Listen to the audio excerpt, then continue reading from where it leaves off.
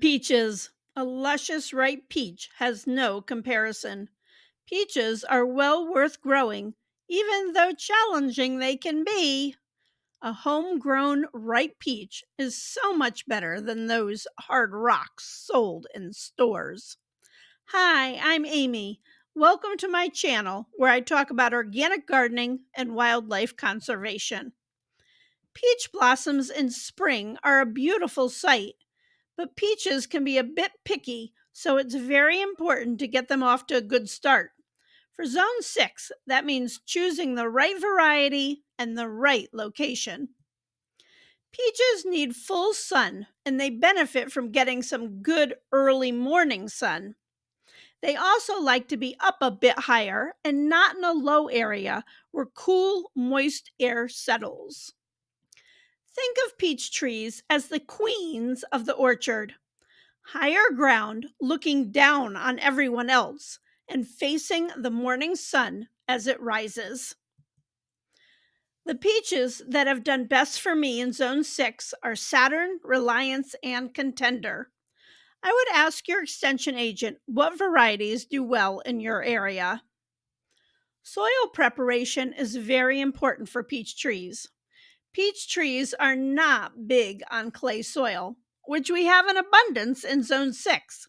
They like well-draining, slightly acidic soil. Please boop that like button and help me grow. You may have seen my secret sauce recipe for fruit trees in other videos. However, for peaches, we have added something new: green sand. This will help loosen the soil and add some potash, which peach trees like. So start by digging a nice big hole and mix your garden soil with the amendments in my secret sauce. Sometimes I recommend planting fruit trees in the fall, not peaches. Plant them in early spring. Peaches benefit from a thick layer of mulch. Wood chips work well. Keep the mulch back from the trunk a few inches. Peach trees actually do well in small spaces and can easily be trained as an espalier. They benefit from the warmth coming from the home.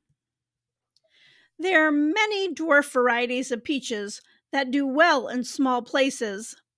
Many peaches are self-fertile, but will produce better with a friend of another variety. Another reason peaches do well in smaller gardens is they like pruning.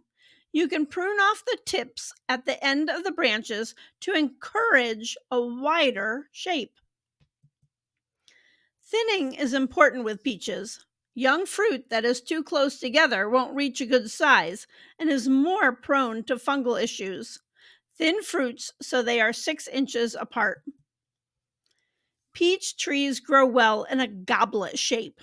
That means we prune out branches in the center to form a nice open shape. This allows the sun to get to the middle of the tree and encourages good airflow. Peaches are prone to a lot of pests and diseases, so you want to get them on a good organic spray schedule. I have a video on orchard maintenance, which I'll link below. One pest I've dealt with on peaches is Japanese beetles. Honestly, the best method is to just knock them off the plants into a bucket of soapy water. Don't put out those Japanese beetle traps, as they will just draw everyone else's beetles to you.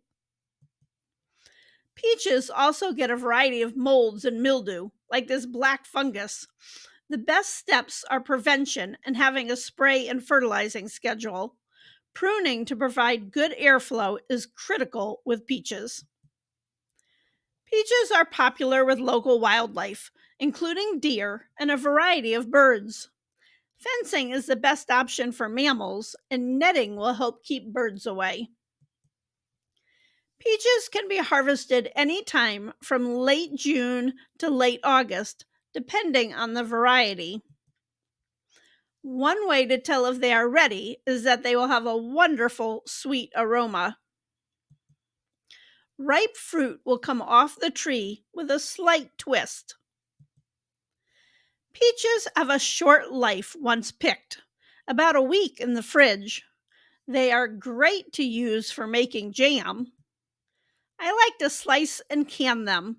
They are great for pulling out in the middle of winter. Peaches may have years they don't produce or blossoms get nipped by a late frost. Don't get discouraged. Keep up the good care and encourage vitality. Thanks for watching and have a fabulous sunny day.